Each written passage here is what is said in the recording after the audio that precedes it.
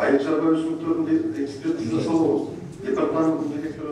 Айыл чарба министри Ошко болгон иш сапарында асыл тукум мал чарбачылыгынын жетекчисин кызматтан алды. Ага чейин министр 2 күн бою айыл чарба тармагында объектилерди кыдырып, көйгөйлөр менен жеринен таанышкан. Анын натыйжасында аталган чарбадагы жумуштун жетишерлик аткарылбаганы ачыкталган. Азыр айрым кадрлык өзгөрүүлөр болду. Бүгүн жакынкы күндөрү дагы ошол биздин тармактагы өзүнүн милдеттерин жетишерлик деңгээлде аткарбаган жетекчилер боюнча чечим кабыл алынат. Асыл тукум мал чарбачылык жагында биздин мамлекеттик асыл тукум заводдорундагы жумуштун жетишерлик деңгээлде жүргүзбөгөндүгү үчүн жетекчиси алмашылды. Эми азыр тамак аш азык түлүк коопсуздугу менен бирге тамак аш коопсуздугу боюнча дагы абдан чоң талаптар коюлуп атат. Айыл чарба тармагындагы бул көйгөйлөр Ош облусунда үрөн асыл тукум кооперативдери суу чарба башкармалыктарынын катышуусунда талкууга алынды. Анда азык түлүк коопсуздугу өлкөдөгү негизги маселе катары каралды. Бул багытта катачылыктарга дагы жол берилген. Алар лаборатория жана ветеринардык тармактар экени аталды. Жергиликтүү бийлик органдарына ошол жерде дагы ветеринария кызматындагы жетекчилер, райондук жетекчилер, шаардык жетекчилер, лабораториялар боюнча дагы жакынкы күндөрдө кезексиз коллегия өтүп, коллегиянын жыйынтыгында чечимдер негизи ошол кадрлык чечимдерге да барабыз. Жыйында министр өзгөн мамлекеттик балык чарбасынын ишмердүүлүгүн сынга алып, чарбасыздыктын айкын далили деп эсептеди. Деген менен балык чарба менен иш алып баруу чыгымды актаган эмес. Андыктан балык көлмөсүнүн ордуна башка азыктарды эгүүгө аргасыз болушкан.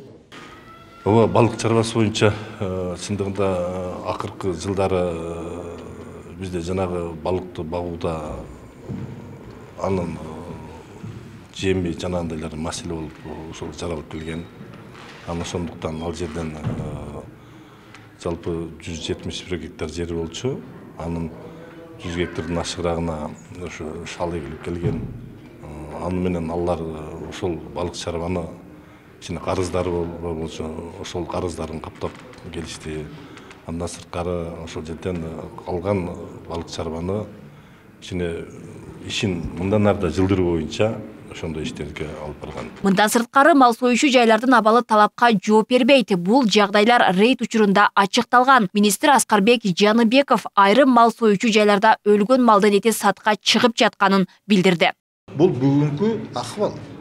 Бул бүгүнкү биздин Кыргызстандагы акыркы 10 күндүн ичиндеги ошо атайын рейдтердин кыдыруулардын жыйынтыгы. Мына бир эле мисал келтирейин.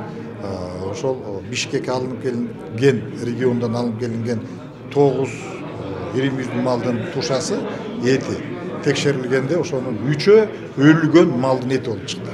Айыл чарба тармагындагы көйгөйлөр бул эле эмес. Быйылкы жылы пахта арзан болуп, дыйкандардын чыгымы акталбай жатат. Буга чейин алар нааразычылык билдирип чыгышкан. Маселе кечээ күнү парламентте да көтөрүлүп, анда саналуу завод ээлери арзан баалап жатканы айтылган. Ошол Ливерпулда бул биржа бар. Ошол жерде бактанын баасы аныкталат. Ошого байланыштуу кичине арзаныраак болуп атат да, дыйкандарда сата албай атышат азыр. Биз азыр Кытай Республикасы менен дагы сүйлөшүүлөрдү жүргүзүп атабыз.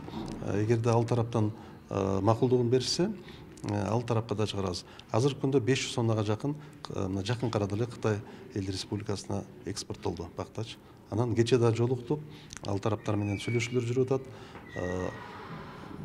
Буюрса Кытай тарапка дагы экспорттойбуз деген максат турабыз.